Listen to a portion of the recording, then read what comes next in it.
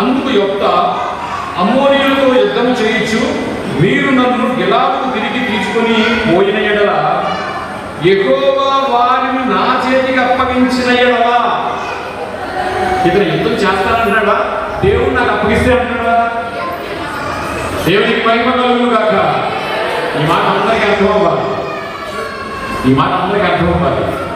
మనంతటా మనం ఏం చేస్తామంటే, నేనే చేశాను, నేనే చెప్పేస్తున్నాను, ఇదంతా నేనే చేశాను, ఇక నాకు పిలిచారు కదా, నేను వస్తాను కదా, నేను అందరిని జయించిన తర్వాత నిజమే కదా నాకు ఇస్తారా అంటలేదండి. ఏమంటున్నాడు? నేను వచ్చి అమ్మోనీయుల్ని దేవుడిగా నాకు అప్పగించేస్తే అర్థం ఏంటండి? యుద్ధము యెహోవాదే. దేవునికి మహిమ కలుగును గాక. యుద్ధం యెహోవాయే చేస్తాడు అంటే దాని అర్థం ఏంటి? అమ్మోనీయులను నాకు అప్పగించిన ఎడల అంటున్నాడు కానీ అమ్మోనీయులు నేను చంపేసిన ఎడల అంటున్నారు. నా పాయింట్ అర్థమైందా మీకు? ఇప్పుడు చూడండి, ఆయన ధర్మశాస్త్రం తెలిసినోడా తెలియనోడా? దేవుడి యొక్క మనసు తెలిసినోడా తెలియనోడా? యుద్ధ నైపుణ్యం కలిగినోడా కలగనోడా? అన్ని తెలిసినవాడు. కానీ ముఖ్యంగా యుద్ధం యెహోవాదే నమ్మినవాడు, అంటే దేవునితో నడుస్తున్నవాడు యుద్ధ. మళ్ళా వచ్చినాన్ని నాకు చాలా చదవాలనిపిస్తుంది. యెహోవా వారిని నా చేతికి అప్పగించిన ఎడల నేనే మీకు ప్రధానుడు అవుదువా అని గిలాదు పెద్దలు అడుగగా.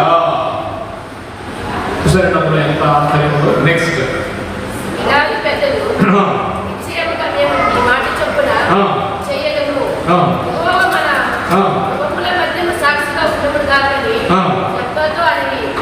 ఇప్పుడు ఏం పెట్టుకున్నారు? ఎవరిని పెట్టుకున్నారు? వాళ్ళకి ధర్మశాస్త్రం తెలుసు, వాళ్ళకి దేవుడు తెలుసు, యొప్తాకు కూడా తెలుసు. కానీ ఈ కమిట్మెంట్ కి మధ్యలో ఎవరిని పెట్టుకున్నారు? మనుషులు పెట్టుకున్నారా? కాదు, దేవుడిని పెట్టుకున్నారు. స్పష్టంగా చూడండి, గిలాదు పెద్దలు నిశ్చయంగా మేము ఈ మాట చెప్పున చేయడము, యెహోవా మన ఉభయుల మధ్యను సాక్షిగా ఉండదు కానీ యొప్తాతో అనేది. కాబట్టి యొప్తా గిలాదులతో పెద్దలతో కూడా పోయినప్పుడు జనులు తమకు ప్రధాని కాదు అధిపతిగాను అతనిని నియమించుకొనిది. అప్పుడు యొప్తా మిస్పాలో యెహోవా సన్నిధిని ఈ సంగతి ఎంతయు వివరించెను. చూసారండి, ఇది చాలా ఇంపార్టెంట్. మళ్ళీ రిపీట్ చేస్తాను. కమిట్మెంట్ అయిపోయింది వీళ్ళకి. సరే, నన్ను తోలేశారు కానీ నేను మళ్ళీ వస్తాను, మీరు నన్ను న్యాయాధుల అధికారిని చేస్తున్నారు, మీ అందరి మీద అధిపతిని చేస్తున్నారు కనుక నేను వస్తాను. వచ్చి వాళ్ళతో కమిట్మెంట్ తీసుకుని ఏం చేశాడండి? మనం ఏం చేస్తాం? ఏదో కమిట్మెంట్ తీసుకుంటే ఇంటికి వచ్చి కుర్చీలో కూర్చొని మొత్తం ఆలోచించేస్తూ ఉంటాం కదా, ఏం చేయాలని ఆలోచిస్తాం. కానీ యొప్తా ఏం చేసేది తెలుసండి? చూడండి ఒకసారి, వచ్చిన 11 ఆఖరి చూడాలి మనం. అప్పుడు యొప్తా మిస్పాలో యెహోవా సన్నిధిని తన సంగతి అంతయు వినిపించెను. ఎంత అద్భుతమైన మాట అండి.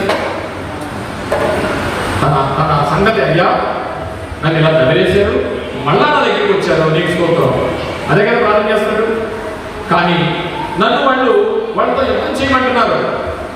కానీ నేనేమన్నాను తెలిసిన, నువ్వు నాకు నా తరపు నువ్వే యుద్ధం చేసి నన్ను కానీ వాళ్ళకి అప్పచెప్తే మీరు కరెక్ట్గా చేస్తారా అని అడిగానయ్యా అని దేవుడితో ఏం చెప్తున్నాడు? దేవుడితో అప్పుడు యొప్తా మిస్పాలో యెహోవా సన్నిధిని ఆ సంగతి అంతయు వినిపించెను. ఇప్పుడు చెప్పండి, దేవుడితో అతను సరసమానంగా ప్రార్థనతో విషయాన్ని అతను చెప్పాడా లేదా? యుద్ధం చేసే కాంటెక్స్ట్ అంతా దేవుడితో చెప్పాడా లేదా? చెప్పాడు. అంటే ఈ ఎంత భక్తుడు అంటే దేవుడితో సహజీవనం చేస్తున్నవాడు, దేవుడితో నడుస్తున్నవాడు, దేవుడితో ఎలా వెలగాలో, ఎలా యుద్ధం చేయాలో, ఏం చేయాలో, ఎంత బలాఢ్యుడైనా సరే యెహోవా నాతో పాటు యుద్ధం చేయకపోతే, యెహోవా యుద్ధం చేయకపోతే నేను ఎంత వాడను, ఆయన మాత్రమే చెయ్యాలి ఆయన అక్కడ చెప్పాడు. రెండవ మాట ఏం చెప్తున్నాడంటే, అయ్యా ఇదంతా నీ దగ్గర పెడతాను, మీరేం చెప్తే చేస్తానంటాడు. అండి యొప్తా మిస్పాలో యెహోవా సన్నిధిని తన సంగతి అంతయు వినిపించెను. నెక్స్ట్ 12.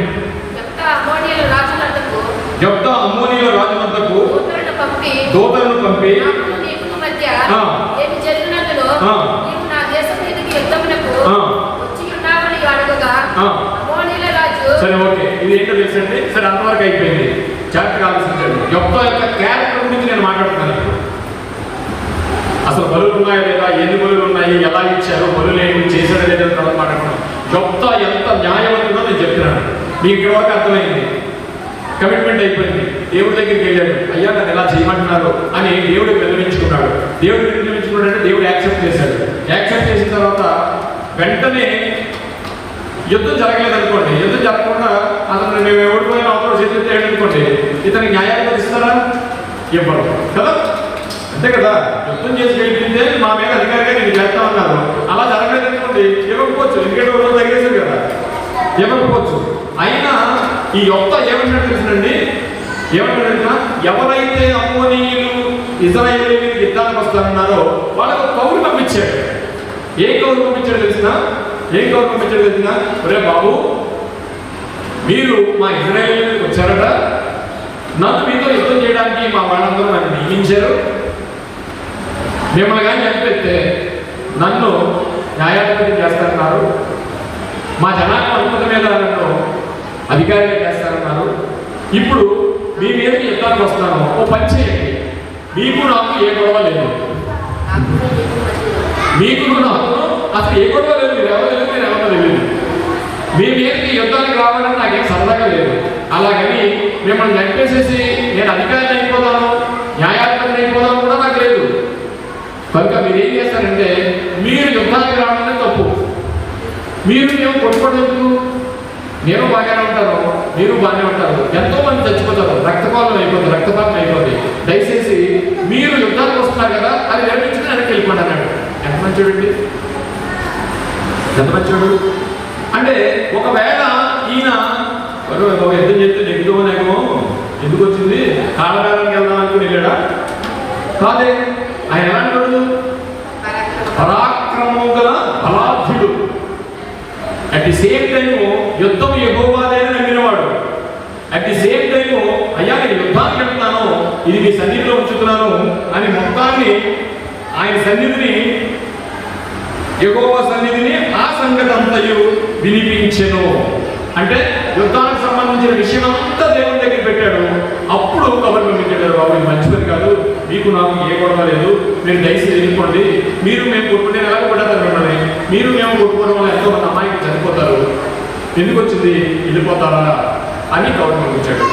సో ఇదంతా ఏంటంటే యుద్ధం జరగడానికి ముందు ఆ వ్యక్తి యాక్సెప్ట్ చేయలేదు, రావడం మొదలుపెట్టారు, వేటలో వెళ్ళడం మొదలుపెట్టారు.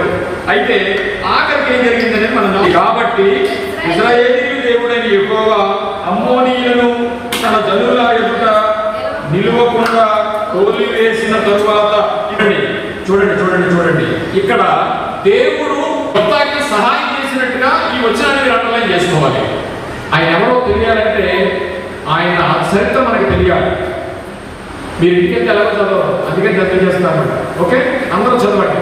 ఇదంతా చదివితేనే రేపు రాబో రోజులో ఈ యెఫ్తా ఎవరో ఎందుకు బలిచ్చాడో మనకి చాలా క్లారిటీ వస్తుంది అన్నమాట.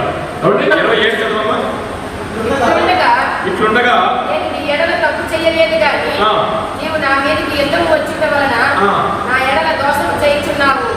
న్యాయాధిపతి అయిన యెహోవా నేడు ఇశ్రాయేలుకును అమ్మోనీయులకును న్యాయం తీర్చునుగాక. ఇదోటి అండర్లైన్ చేసుకోండి. ఇదిగో, నేను నీకు నాకు ఎలాంటి సంబంధం లేదు. నువ్వు పొరపాటున ఇశ్రాయేలు యుద్ధానికి వస్తున్నావు, నన్ను ఇశ్రాయేలు నియమించారు, యుద్ధం తప్పదంటున్నావు. సరే, దగ్గర పడిపోయింది. అయినా ఇంకొక వార్నింగ్ నీకు ఇస్తున్నాను, ఇంకో విషయం చెప్తున్నాను. ఏంటంటే న్యాయాధిపతి అయిన యెహోవా, చదవాలి 27 ఆఖరిది. న్యాయాధిపతి అయిన యెహోవా నేను ఇశ్రాయేలీయులకును అమ్మోనీయులకును న్యాయము తీర్చునుగాక. న్యాయము తీర్చునుగాక అంటే యుద్ధానికి వెళ్ళినోడు అలాగంటాడండి. నువ్వు ఎలాగో రమ్మంటే నా మాట వినట్లేదు, అయితేనా తేల్చేసుకుందాం అంటారు, అంతేనా? తేల్చేసుకుందాం అంటారా? కానీ అరే బాబు, నీకు చాలా వార్నింగ్ ఇస్తున్నాను, నువ్వు అనవసరంగా మా దేశంలోకి వచ్చావు, నన్ను యుద్ధం చేయమన్నారు, నేను యుద్ధం చేయకుండా అందరూ నష్టం నేను చెప్తున్నాను, నేను వినట్లేదు కనుక నీకును నాకును మధ్య న్యాయ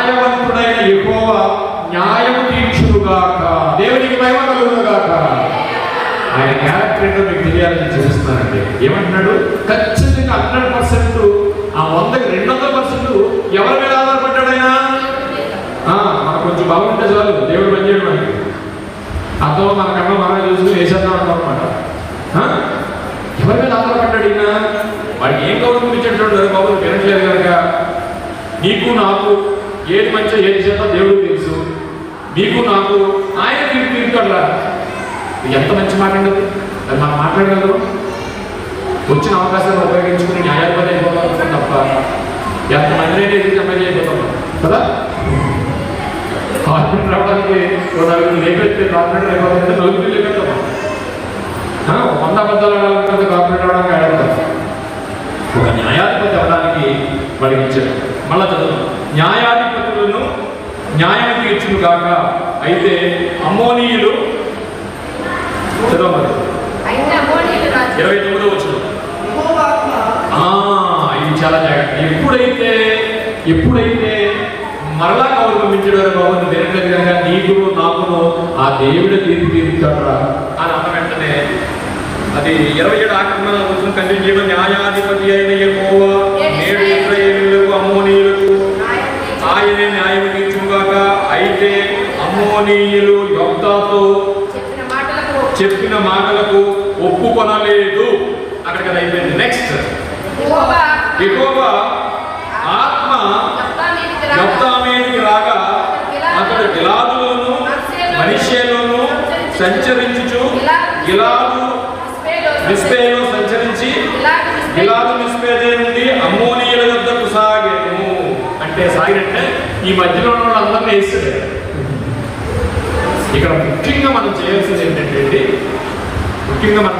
ఏంటంటే ఈ మాటని అర్థం చేసుకోవాలని యెహోవా ఆత్మ యొఫ్తా మీదకి రాగా. ఒకరోజు ఈయనకి ముందు ఈయన తర్వాత రాబో కాలంలో సౌలు గారు రాజు అయినప్పుడు దేవుడు ఆత్మ సౌలు నుంచి తీశాడండి. విడిచిపోయిందంటే ఆత్మ. ఎందుకు? ఆయన రాజు ఆయన ఆజ్ఞ అతిక్రమం చేశాడు, చెప్పినట్టు వినలేదు. విన్నప్పుడు ఏం చేశాడు? ఇవన్నీ వినేసి సౌలు గారికి జరిగింది, యొఫ్తా గారికి జరిగిందని అనుకోకండి. ఆ రోజు ఏం జరిగిందో ఈ రోజు ఎక్కడ కూర్చున్నా నీకు అదే జరుగుతుంది. దేవునికి మహిమ కలుగును గాక. అప్పుడు ఎప్పుడూ కూడా మన న్యాయ విధులను బట్టి, మన న్యాయయుక్తమైన ఆలోచన బట్టి దేవుడు మన నుంచి ఆత్మను తొలగించేస్తాడు. జాగ్రత్త సుమా 2 సార్లు పంపించాడు, వాడు వెళ్ళలేదు కనుక యెహోవా ఆత్మ యొఫ్తా మీదకి వచ్చిందంటే యుద్ధం చేయడానికి రైట్స్ ఇచ్చాడా లేదా? ఆ యుద్ధాన్ని నడిపించేవాడు యెహోవా కాదా? ఎస్, యెహోవానే. జాగ్రత్తగా ఆలోచించండి. అర్థమవుతుంది కదా. వింటున్న ప్రతి మాట కూడా మన జీవితాలకు కూడా అన్వయించుకోవాలి. ఇప్పుడు చెప్పండి, యొఫ్తాకి ఎన్ని విషయాలు తెలుసు? దేవునితో నడవడం తెలుసు, యుద్ధ నైపుణ్యం తెలుసు, బలం ఉంది, చక్కటి న్యాయవంతుడు. నెక్స్ట్ 29, యెహోవా ఆత్మ యొఫ్తా మీదకి రాగా తాను గిలాదు పట్టణంలో అన్నీ అయిపోయింది. 31 చదువుమా. అప్పుడు యొఫ్తా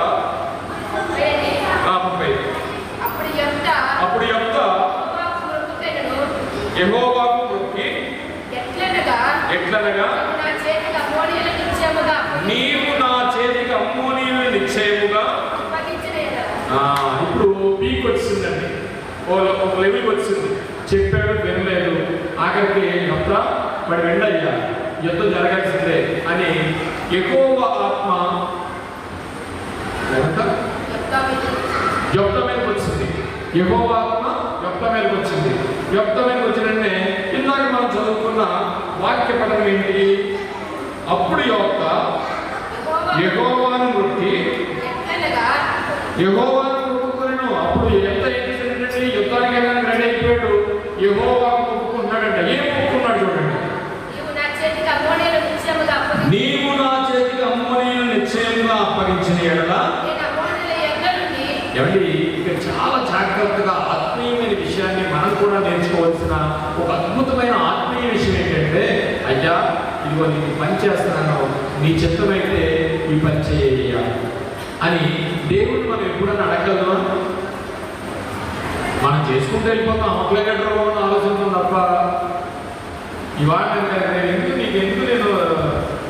నేను చెప్పినట్టు చేసేస్తాను.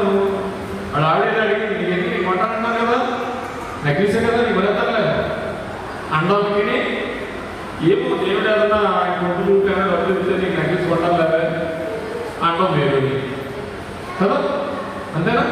మనం ఏం చేయాలి? ప్రతిదీ ఆయన చిత్తానికి అప్పచెప్పాలి. సరే, ఎందుకు కన్ఫర్మ్ అయిపోయింది, ఎందుకు కన్ఫర్మ్ అయిపోయిన తర్వాత కొంచెం మొక్కుబడి చేసుకున్నాడు దేవుడికి. అయ్యా నువ్వు కానీ నేను కానీ వారిని జయించి వస్తే నీకు మొక్కుబడి చేసుకుంటారయ్యా అన్నాడా? మనం అయితే అలాగంటాం. నేను కానీ నాకు వేసేస్తే నీకు నాకు మేకలేస్తానంటాడు. అంతేనా? నేను కానీ ఆయన వేసేస్తే ఒక 4 మేకలు నీకు వేస్తానయ్యా అంటాం. ఆ మాటకి ఈ మాటకి ఎంత తేడా ఉందో మనకి చాలా జాగ్రత్తగా ఆలోచించాలి. 30వ వచనం, అప్పుడు యోఫ్తా యెహోవాకు మొక్కుకొనెను, ఎట్లనగా నీవు నా చేతికి అమ్మోనీయులను నిశ్చయముగా అప్పగించిన ఎడల. ఇలా చేసుకోండి. ఇది ప్రతి క్రైస్తవ జీవితంలో, ప్రతి క్రైస్తవ హృదయాలలో, ప్రతి క్రైస్తవ పెదవుల మీద ఉండాల్సిన మాట. అయ్యా నేను ఈ పని మొదలు పెట్టాను, ఇది నువ్వు చేస్తే, ఇది నువ్వు చేస్తే నేను నీకు నా మొక్కుబడి చేసుకుంటానయ్యా. అయినా నువ్వు చేసేస్తావు, ఇక మొక్కుబడి కూడా ఇచ్చేస్తాను అనేది కూడా ఉంది. రాత్రి ఎక్కడో మెసేజ్కి వెళ్ళాను. ఆ మెసేజ్కి వెళ్తే ఆ తల్లి ఏం చేసిందంటే అది చర్చలో మొక్కుకుంది. మొక్కుని ఆ పని అయిన తర్వాత నేను ఇలా చేస్తానని అంటారు. రాత్రి నన్ను మెసేజ్ తీశారు, సుత్తు కూడా పెట్టుకోండి. అక్కడికి వెళ్ళిన తర్వాత ఆవిడ ఏం చేసిందంటే, ఆ పని అయిన తర్వాత నేను ఏదో మొక్కు చెల్లించుకుంటాను కదండి అని, పని అవుతుందో లేదు తర్వాత విషయం ఆయన ఖచ్చితంగా చేస్తారు. చేసిన వల్ల చేయకపోతే కదా ఆయన చెప్తుందని ఆ మొక్కు కూడా రాత్రి చెల్లించేసుకుంది. దేవుడికి మహిమ కలుగుతుంది కాక. అదో విశ్వాసం. మీకు యూట్యూబ్లో పెట్టని చూడండి ఒకసారి, స్తుతి స్తోత్రం కదా. స్తుతి స్తోత్రం అంటారు కదా, మనం స్తుతులు స్తోత్రాలు చెల్లిస్తాం కదా. ఏం చెల్లిస్తాం? మన నోటుకి ఎంత చెల్లించేస్తాం? 20 కోట్లు, 30 కోట్లు, వేల స్థుతులు అంటారు కదా. అసలు స్తుతి అంటే ఏంటి, స్తోత్రం అంటే ఏంటి అనే రాత్రి పెనుగుదురు అనే ఊళ్ళో మాట్లాడారు అనమాట. మీకు యూట్యూబ్లో చూడండి, అందరికీ పంపించండి ఒకసారి. మీ నాకు కదా యూట్యూబ్ ఛానల్ ఉంది కదా, పంపించండి. స్తుతి అంటే ఏంటి, స్తోత్రం అంటే ఏంటి? అయ్యా నీకు లెక్కలేని స్థుతులు స్తోత్రాలు అంటారు. ఆయన లెక్కలో ఎన్నో లెక్కలేని స్థుతులు స్తోత్రాలు అంటారు. ఇప్పుడు ఆయన కూర్చొని లెక్కెట్టుకోవాలి, మీ మనసులో ఉందా ఏంటన్నారు. అలాగా ఈయన ఏమన్నాడంటే మొక్కుబడి దాకా వచ్చింది. ఇప్పుడు 31, నీవు నా చేతికి అమ్మోనీయులు నిశ్చయముగా అప్పగించిన ఎడల. అయ్యా నేను అమ్మోనీయులు చంపేసిన ఎడల అంటలేదు, అమ్మోనీయులు జయించిన ఎడల అంటలేదు, అమ్మోనీయుల్ని హతము చేసిన ఎడల అంటలేదు. నీవు నాకు అమ్మోనీయులను అప్పగించిన ఎడల యుద్ధం యెహోవాగా నువ్వే చెయ్యాల పని. నాకేం తెలియదు, నేను నిమిత్త మాత్రుడిని. యుద్ధం అంటూ జరిగితే వాడు నెగ్గాలి, ఓడిపోవాలనుకుంటే నీ చేతిలోనే ఉంది. నీవు అమ్మోనీయులను నాకు అప్పగించిన ఎడల. వాటి వండరండి యుద్ధ అంటే. దేవునికి మహిమ కలుగుతుందా? మనం అయితే అలాగంటామంటే, నేను వాళ్ళని చంపేసిన తర్వాత, నేను వాళ్ళని వరించిన తర్వాత, నేను వాళ్ళని ఓడించిన తర్వాత అంటాడు మనిషి. కానీ ధర్మశాస్త్రము తెలిసిన యుక్త ఏమంటాడో తెలిసిన యెహోవా నీవు శత్రువులను నాకు అప్పగించిన ఎడలంటాడండి. వాట పంటారండి. ఆయన భక్తి ఏంటో నీకు అర్థం కావాలి, ఆయన యొక్క న్యాయం ఏంటో నీకు అర్థం కావాలి, దేవుడితో ఎంత ఆత్మ కలిగి నడుస్తున్నాడో నీకు అర్థం కావాలి. అంత బలాఢ్యుడైన యెఫ్తా గారు ఏం మాట్లాడతారంటే, అయ్యా యుద్ధానికి వెళ్తున్నాను కదా, ఈ యుద్ధంలో వారిని కానీ నాకు అప్పగించిన ఎడల అనే పదం మామూలు విషయం కాదు పిల్లగా. ఇది మన జీవితాల్లో ఉండాలి. అయ్యా నీ చిత్తమైతే నీ చిత్తమైతే ఆ కార్యక్రమాన్ని చేయి తండ్రి, నీ చిత్తమైతే ఇగో మా అబ్బాయి పెళ్లి చేయి తండ్రి, నీ చిత్తమైతే ఆ అప్పు తీర్చు తండ్రి, నీ చిత్తమైతే నాకు ఒక వాహనాన్ని దయచేయి తండ్రి. కానీ మా అమ్మ కాదు, కాగితం మీద రాసి వేసేసి ఆఫర్ ఇచ్చేసి 19,000 ఇచ్చేస్తాం. ఎంత గొప్ప భక్తుడండి. ఈ విషయం తెలియడానికి ఈరోజు ఆయన ఏంటో ఇంటర్వ్యూ చూశారు. చదవండి. నీవు నా చేతికి అమ్మోనీయులను నిశ్చయముగా అప్పగించిన ఎడల, అప్పగించిన ఎడల నేను అమ్మోనీయుల యొద్ద నుండి క్షేమంగా తిరిగి వచ్చినప్పుడు నన్ను ఎదుర్కొనుటకు ఆయన ద్వారము నుండి బయలుదేరి వచ్చినదేదో అది యెహోవాకు ప్రతిష్టమగును, మరియు దహనబలిగా దానిని అర్పించెదను. అప్పుడు యొఫ్తా అమ్మోనీయులతో యుద్ధం చేయుటకు వారి యొద్దకు సాగిపోయినప్పుడు రానే జరిగింది. యుద్ధం చేయడానికి దేవుడు యెహోవా ఆత్మ రాగానగా యెహోవా ఆ యుద్ధం చేయడానికి యాక్సెప్ట్ చేశాడు. యుద్ధానికి వెళ్ళాడు, యుద్ధాన్ని జయించాడు. యుద్ధానికి వెళ్ళే ముందు ఒక ఒప్పందం చేసుకున్నాడు. అయ్యా, నేను యుద్ధం చేసి వారిని నువ్వే గెలిపించిన ఎడల నా ఇంటికి నేను వచ్చేటప్పుడు నా ఇంటి ద్వారం నుంచి ప్రప్రదంగా నా ముందుకు ఏదైతే వస్తుందో దాన్ని నీకు ప్రతిష్ఠ చేస్తాను, లేకపోతే దహన బలిస్తాను అని ఒప్పుకున్నాడు. జరగాల్సిందంతా జరిగింది. దేవుడు ఆశీర్వదించాడు, అమ్మోనీయులను అప్పగించాడు. అప్పగించిన తర్వాత అనుకున్నట్టుగా ఆయన ఇంటికి రావడం జరిగింది. ఏ ఎదురొచ్చిందో చూడండి ఒకసారి. ఎన్నో వచ్చినమ్మా? యెఫ్తా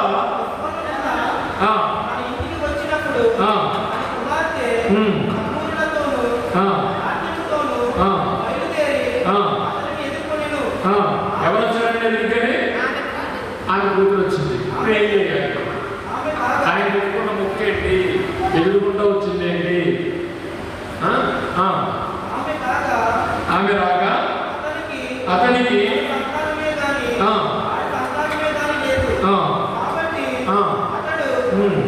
ఆయనకి ఏం లేదండి, మగ సంతానం లేదంట, ఆడ సంతానం ఉందంట.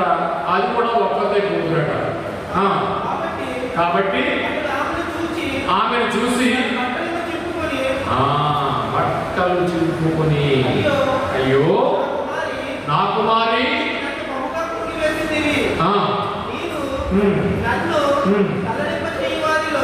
నన్ను తల్లడింప చేయు వారిలో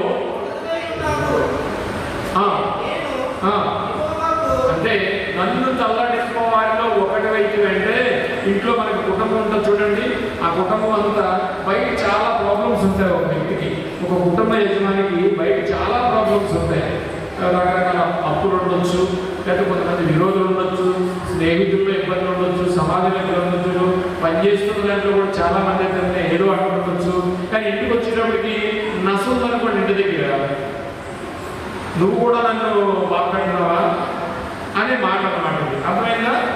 నన్ను తల్లడింప చేయవారు అంటే సమాజంలో ఇంక ఎంతమంది విరోధులు ఉన్నారు. ఒకప్పుడు తండ్రి చనిపోయాడు, ఉన్న ఊరు నుంచే తన అన్నదమ్ములు తగిలేశారు, ఊరి పెద్దలు కూడా తగిలేశారు. ఈరోజు మళ్ళా పిలిపించారు. ఈరోజు పిలిపించిన తర్వాత ఎంత చెప్పినా రాజులు వినలేదు. తప్పనిసరిగా యుద్ధం చేయాల్సి వచ్చింది. ఎంతమంది విరోధులు ఉంటారు, ఎంతమందిని ఇబ్బంది పెట్టేవాళ్ళు ఉంటారు బయట ఒక సమాజంలో. అలాంటి పరిస్థితుల్లో అందరితో బాధపడుతున్నప్పుడు కూతురు ఏం చేసింది? అయ్యో తల్లి, నువ్వు కూడా నన్ను ఇబ్బంది పెడుతున్నాడే అన్నది. ఎందుకని? కూతుర్ని బలి ఇవ్వాల్సి వచ్చింది కాబట్టి. 33 కదమ్మా, 34. యెఫ్తా మిస్పాలో ఉన్న ఆ ఇంటికి వచ్చినప్పుడు అతని కుమార్తె తమ్ముడితోనూ నాట్యంతోనూ బయలుదేరి అతన్ని ఎదుర్కొనేను. ఆమె కాగా అంటే ఆమె ఒక్కరిని తప్ప